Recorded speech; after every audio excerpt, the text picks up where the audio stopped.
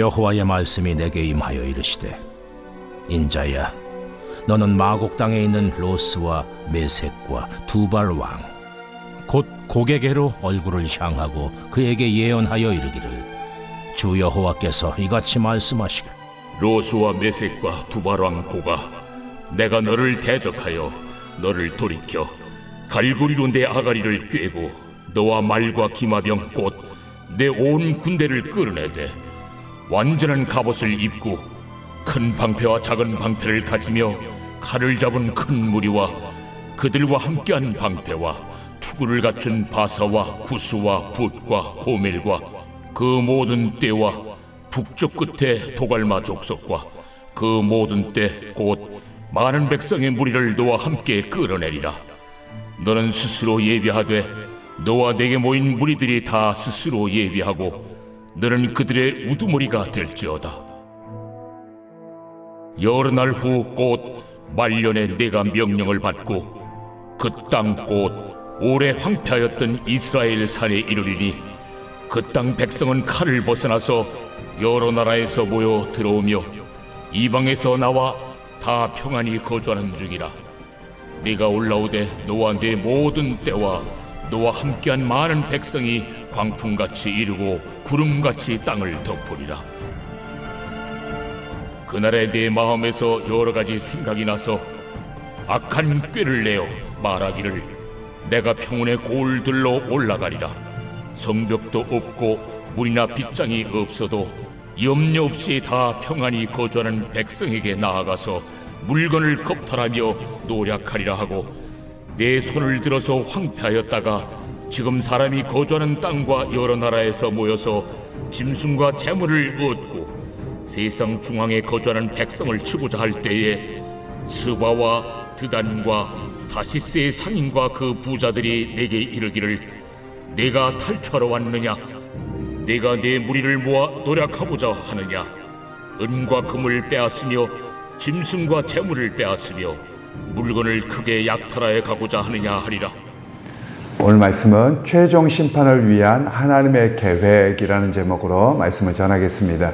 오늘 본문의 말씀은 이제 곡이라고 하는 그 왕에 대해서 이야기를 하고 있는 내용인데요. 이 말씀은 이제 당시에 여러 그 나라들이 연합국을 형성해서 거기에 리더가 되는 왕이 곡이라고 하는 왕입니다. 그래서 그곳에 대해서 하나님께서 너희가 세상의 힘을 앞에서 어떤 일들을 해보려고 하고 또 하나님의 백성을 핍박하고 이런 길에 있지만, 오히려 너희가 세상 힘이 있어도 너희가 하나님께서 잠시 너희에게 힘을 맡기신 것에 불과한 것이지 너희가 가지고 있는 힘이 아니다. 오히려 하나님께서는 너희의 이런 교만을 심판하시겠다, 이런 이야기로 말씀을 하고 계시는 겁니다. 그러니까 이들은 특별히 그들에 대해서, 그 곡에 대해서 이야기하기를 마치 야수에게 갈고리를 꿰어서 조종하는 것처럼 너희를 그렇게 하겠다, 이렇게 말씀하고 있는 겁니다. 당시의 문화에서 보면, 오늘날은 그렇게까지 하지 않습니다만, 당시의 문화에서 보면 그 맹수나 야수들을 재갈을 물리거나 또는 이렇게 아구에 갈고리 같은 걸 끼워서 그들을 조종하면서 놀이개로 삼았거든요. 그럴 때마다 그들이 통증이 올 때마다 몸부림을 치고 난동을 피우고, 또 그래도 더 아프게 해서 말을 듣게 하고, 이런 모습들이 당시에 사람들이 즐겼던 문화 중에 하나입니다. 그런 모습을, 이미지를 떠올리면서 마치 너희가 지금 날뛰고 너희가 그런 것이 너희의 힘이나 너희의 어떤 것이 아니라 하나님께서 잠시 너희에게 허락하신 것에 불과한데, 결국 너희들이 그것으로 인해서 교만하고 또 하나님의 백성을 핍박하는 그 모습을 너희가 왜 기억하지 못하느냐? 너희의 놀이개를 갖고 노는 그 모습과 너희가 똑같은데 왜 그걸 너희가 알지 못하느냐? 이렇게 말씀하고 계시는 내용입니다. 그러면서 오늘 대적이었던 곡이라고 하는 그 나라에서 그 왕은 어떻게 하느냐면, 흉계와 또 자신의 지식과 힘으로 모든 것을 행한다고 생각을 합니다. 그러나 오히려 하나님께서는 그들에게 잠시 기회를 주시는 것에 불과한데 그런 모습을 계속 가지고 있습니다. 오늘 우리에게도 이 말씀은 중요합니다. 어떤 그 힘과 권력이 주어졌을 때 하나님께서 나에게 기회를 주시는 겁니다. 그럼 그 기회를 주셨을 때 하나님 앞에 하나님의 영광 영광을 위해서 또 선용을 해야 되는데 그렇지 못하고 교만함으로 나섰을 때는 하나님께서 반드시 심판하시는 것을 이야기를 하고 있는 내용입니다. 그러면서 하나님께서는 오히려 그들의 포악한 모습에 대해서 심판하심을 통해서 하나님의 거룩하심을 드러내는 겁니다. 하나님은 어떤 분이시냐? 어느 누구도 하나님의 자리까지 올라가려고 하는, 또 교만함으로 나가는 것을 나라가 되었던 개인이 되었던 허락하지 않으시는 겁니다. 그러니까 오히려 하나님께서 나를 사용하고 계실 때 겸손함으로 그 앞에 헌신하고 세워져 가야 되는 그런 모습이 바로 바른 그 믿음의 사람의 또는 나라의 지도자들의 모습이라고 할 수 있겠습니다. 그러면서 오늘 우리에게 말씀하고 있는 것은 이런 그 질서조차도 어떤 누구의 통치 아래에 있느냐? 하나님의 통치 아래에 있다라는 겁니다. 많은 이들은 세상의 통치 이렇게 세상의 모든 것들이 그냥 자기 스스로 돌아간다고 생각합니다. 그러나 하나님께서는 말씀하시기를 또 실제 역사 속에서도 커다란 틀에서 우리가 당장은 못 느끼는 것 같아요. 그런데 커다란 틀에서 하나님께서 기회를 주시고 또 때로는 하나님께서 허락하시기도 하고 이래서 역사가 돌아가는데 그들이 교만으로 치달았을 때는 하나님이 반드시 심판하십니다. 그러니까 우리가 어떤 나라가 됐든 어떤 개인이 되었든 너무 잘 나간다고 해서 부러워할 필요가 없습니다. 왜냐하면 그들이 겸손하지 아니하며 하나님께서 반드시 그들을 내리시거든요. 그래서 우리에게 그 역사관을 갖도록 하는 그런 말씀입니다. 그러니까 우리가 조금 잘 나간다고 생각했을 때, 좀 괜찮아진다고 할 때 겸손해야 됩니다. 겸손하지 아니하며 반드시 하나님께서 끌어내리신다는 사실을 우리에게 말씀을 하고 있습니다. 그리고서 이제 11절 말씀에 보면 이렇게 이야기합니다. 말하기를 내가 평원의 거울들로 올라가리라. 성벽도 없고 문이나 빗장도 없어도 염려 없이 다 평안히 거주하는 백성에게 나아가서 물건을 겁탈하며 노력하리라. 즉 마곡의 곡이 이렇게 이야기를 하는 겁니다. 예루살렘을 가봤더니 제대로 된 성벽도 없습니다. 그리고 문빗장도 제대로 없습니다. 그러니까 가서 식은 죽 먹기다 하고 가서 모든 것을 다 탈취하겠다 이런 마음을 먹고 갔던 그런 모습입니다.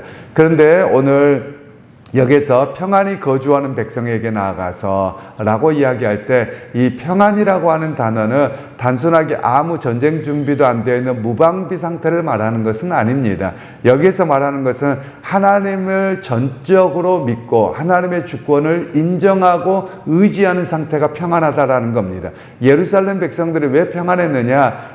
권력이 강해서 또는 세상에 군대력이 있고 성을 잘 쌓아서가 아니라 하나님에 대한 절대적인 신뢰가 있어서 하나님 지켜주시고 함께 하실 것을 믿기에 평안합니다 라고 하는 개념이라는 겁니다. 어느 우리의 삶도 마찬가지입니다.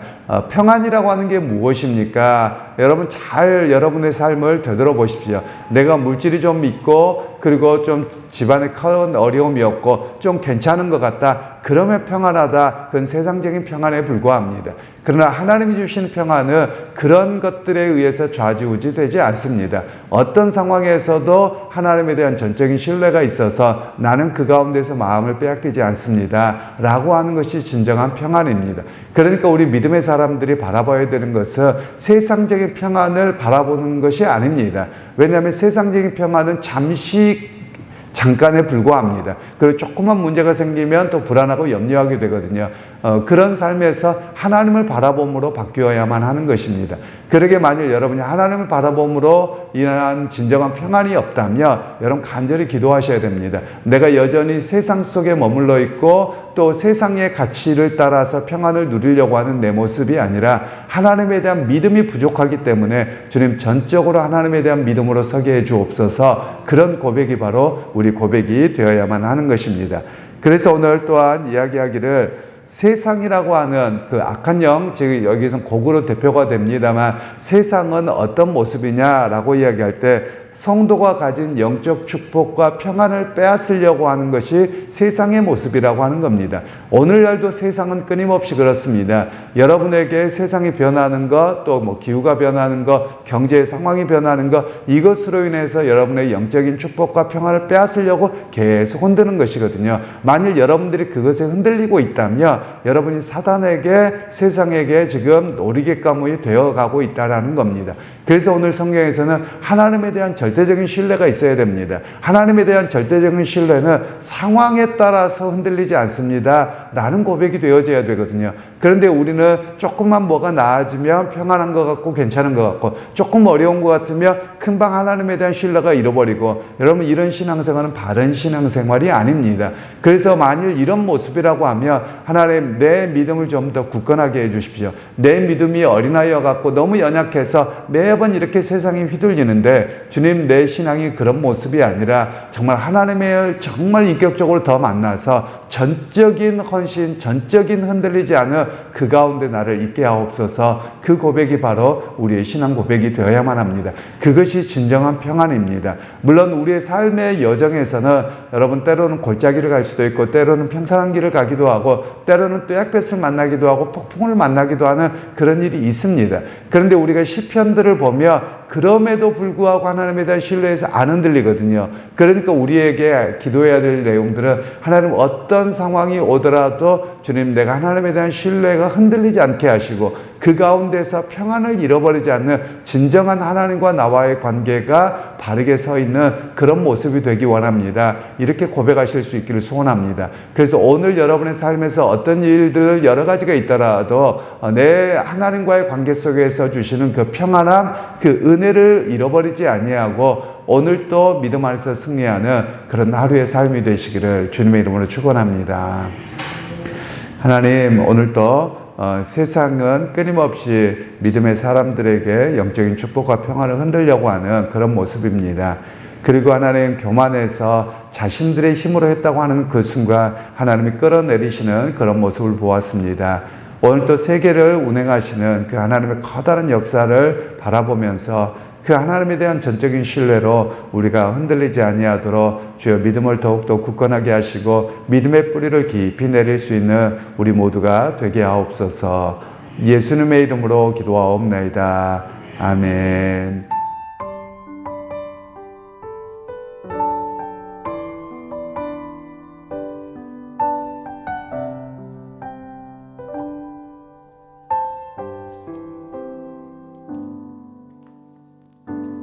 나의 기도하는 것보다 더욱 응답하실 하나님, 나의 생각하는 것보다 더욱 이루시는 하나님, 우리 가운데 역사하신 능력대로 우리들의 간구함을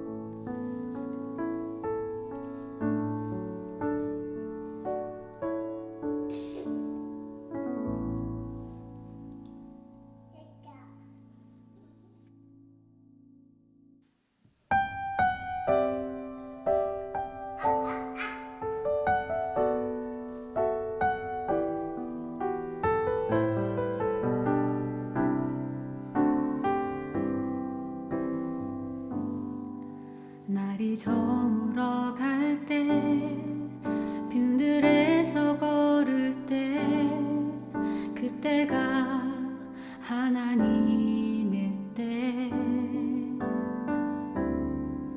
내 힘으로 안 될 때 빈손으로 걸을 때 내가 고백해 여호와 이래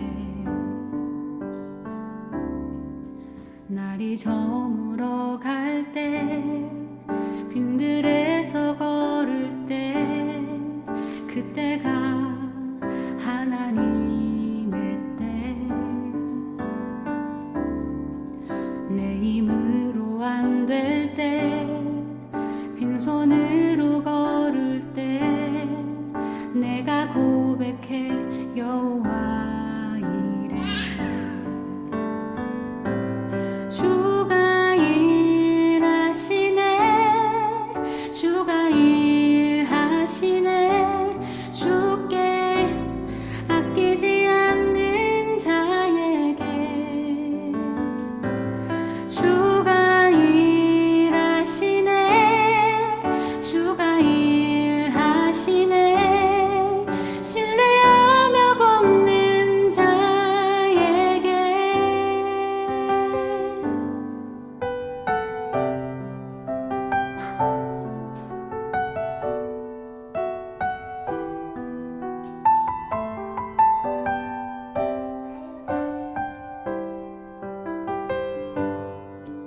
우리 모인 이곳에 주님 함께 계시네 누리네 아버지 은혜 적은 떡과 물고기 내 모든 걸 드릴 때 모두 고백해 여호와 이래 우리 모인 이곳에 주님 함께 계시네 누리네 아버지 은혜